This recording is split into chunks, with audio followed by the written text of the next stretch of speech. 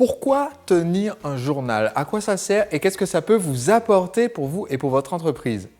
Bonjour, je suis Sébastien Naik, le marketeur français, et dans cet épisode des rituels de l'entrepreneur libre, je vais partager avec vous une habitude qui peut transformer votre vie sur un plan physique et sur un plan mental et donc améliorer votre efficacité en tant qu'entrepreneur et votre liberté dans votre vie en général. En 1985, un jeune étudiant d'université, James Pennebaker, s'est penché sur la question du journal. Pourquoi est-ce qu'il y avait autant de personnalités dans l'histoire, autant d'auteurs, d'artistes, d'entrepreneurs, d'inventeurs, de politiciens célèbres? Pourquoi est-ce qu'il y avait autant de personnes qui ont impacté l'histoire et qui ont tenu un journal, qui tous les jours écrivaient leurs pensées? Parce que d'ailleurs, un des principaux outils des historiens, ce sont ces journaux tenus par ces personnes qui sont devenues des personnages historiques. Et donc, James Pennebaker s'est penché sur cette question et s'est surtout penché sur le côté médical, c'est-à-dire faire une étude concrète de l'influence que ça pouvait avoir de tenir un journal sur notre psyché et sur notre corps. Et donc, entre 1986 et 2006, pendant 20 ans, il a consacré toute sa carrière professionnelle à étudier l'impact que cela peut avoir de tenir un journal. Et il a constaté un phénomène très très intéressant. Premièrement, si vous prenez un groupe de personnes, qu'elles soient en bonne santé ou que ce soit des patients qui ont des difficultés, comme par exemple de la dépression, ou des patients qui ont des problèmes physiques, et que vous demandez à ce groupe de personnes pendant 5 jours de tenir chaque jour un journal, seulement pendant 5 jours, et d'écrire entre 15 et 20 minutes en leur disant « Écrivez au sujet d'un moment émotionnel fort, marquant, qui peut être un moment de traumatisme ou juste un moment émotionnel qui vous a beaucoup marqué et décrivez au maximum cet instant au cours des 15 à 20 minutes. » Donc on leur demande d'écrire un journal en écrivant sur ce qui les a le plus marqué émotionnellement dans leur vie. Pour certains, c'est des événements traumatisants, mais pour d'autres, c'est juste des moments émotionnels forts de leur vie. Eh bien, ils ont constaté qu'au bout de ces 5 jours, un phénomène un peu étrange se produisait. Au bout de ces 5 jours, ils avaient augmenté légèrement la sensation de stress et la sensation de malaise de ces personnes. Parce que, ils ont écrit au sujet de moments un peu difficiles, de relations qu'ils ont pu avoir avec des proches qui ont été un petit peu difficiles. Et en fait, en faisant le suivi de ces patients, au bout de 4 mois, ils ont constaté, en faisant revenir les patients, en faisant raconter, les gens n'avaient pas continué à faire le journal.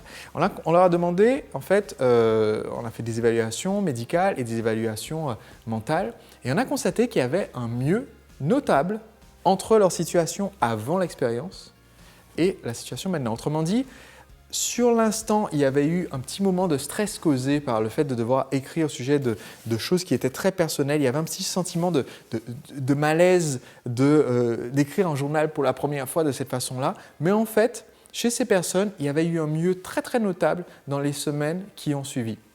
Et donc, ça a poussé Pennebaker à continuer à creuser ses recherches et aujourd'hui, c'est un domaine qui est très largement étudié avec de nombreuses études qui ont été menées chez des personnes par rapport à leur efficacité au travail, chez des patients atteints du cancer, chez des personnes qui avaient une haute pression artérielle, chez des personnes qui avaient des difficultés dans leurs relations personnelles. Et en fait, ce qui est très très intéressant, c'est qu'il a été prouvé que le fait de tenir un journal en l'espace de quelques minutes par jour, même si ce n'est pas de façon absolue tous les jours, le fait de tenir un journal a des influences positives importantes pour la santé et pour la productivité.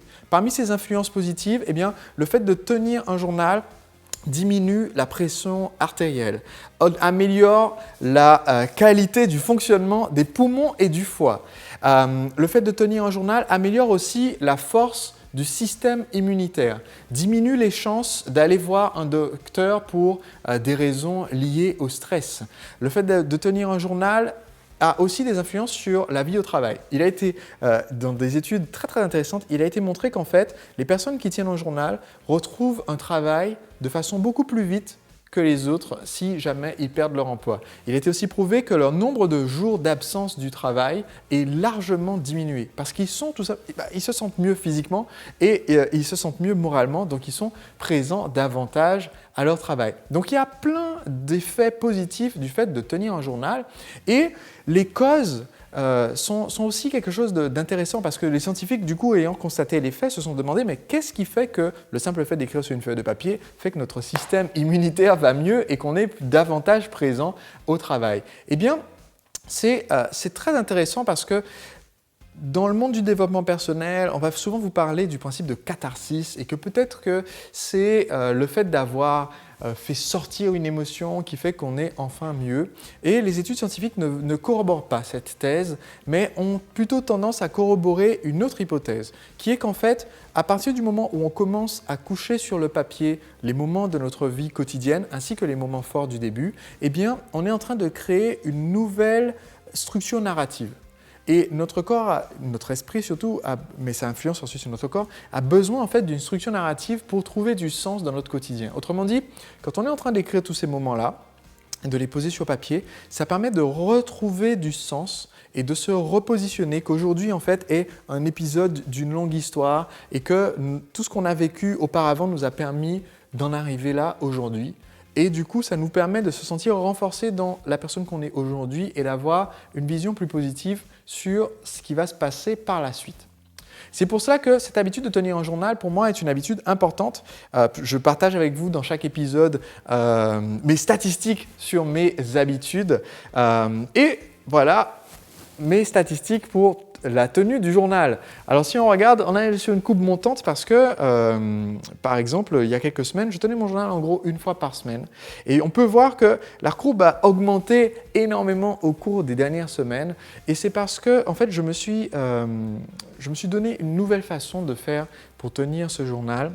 Parce que je me suis rendu compte que, au début, ce syndrome de la page blanche, un peu d'écrire ce qui s'est passé dans ma journée, c'était un petit peu difficile pour moi de démarrer. Et donc, c'est pour ça que je ne le faisais pas nécessairement tous les jours. Et ensuite, je me suis dit, mais en fait, bien que ça soit important, et c'est ce que je recommande quand on commence à tenir un journal, de se donner cet effet important sur les premiers jours, de juste raconter des moments forts, émotionnels, de les poser sur papier, comme dans la première étude menée par Penn Baker, donc de juste poser sur papier pendant 20 minutes des moments forts émotionnels pendant 4-5 jours. Mais après, raconter ma vie de la journée en cours tous les jours, c'est un petit peu difficile. Et donc, je me suis dit, mais en fait, c'est tout simple. Si je mets d'avance des questions, si j'ai d'avance un petit groupe de questions que je me pose, eh bien, je n'ai qu'à noter la réponse. Et donc, du coup, c'est beaucoup plus facile de démarrer. Et c'est ce qui fait que maintenant, j'ai vraiment cette habitude qui est en place de tenir mon journal. Et donc, ces questions, elles feront l'objet d'un prochain épisode des rituels de l'entrepreneur libre. Je ferai donc une suite à l'épisode d'aujourd'hui pour pouvoir vous dire quelles sont ces questions que vous pouvez mettre dans votre journal. Mais vous pouvez commencer dès maintenant cette habitude de tenir un journal, que ce soit avec Evernote par exemple en numérique ou que ce soit un journal que vous tenez au papier. Et dans les premiers jours, de juste réécrire des moments qui ont été forts pour vous émotionnellement. Peut-être que sur le moment, ça va vous replonger un peu dedans, mais vous allez voir que quelques semaines plus tard, vous allez vous sentir bien mieux. C'est prouvé scientifiquement. Voilà, c'est tout pour cet épisode des rituels de l'entrepreneur. On se retrouve jeudi prochain à 19h pour un prochain épisode. Pour voir cet épisode, cliquez simplement sur le bouton s'abonner qui se trouve ci-dessous. Quand vous cliquez sur le bouton pour vous abonner, eh bien, ça me permet de vous envoyer le prochain épisode jeudi prochain à 19h. À très vite. C'est ce que j'aimerais partager avec vous. Vous savez, dans chaque épisode, je vous tiens au courant de mes stats, d'accord? Et ça, c'est mes stats. On voit que depuis que j'ai commencé à me poser la question, ça augmente pas mal.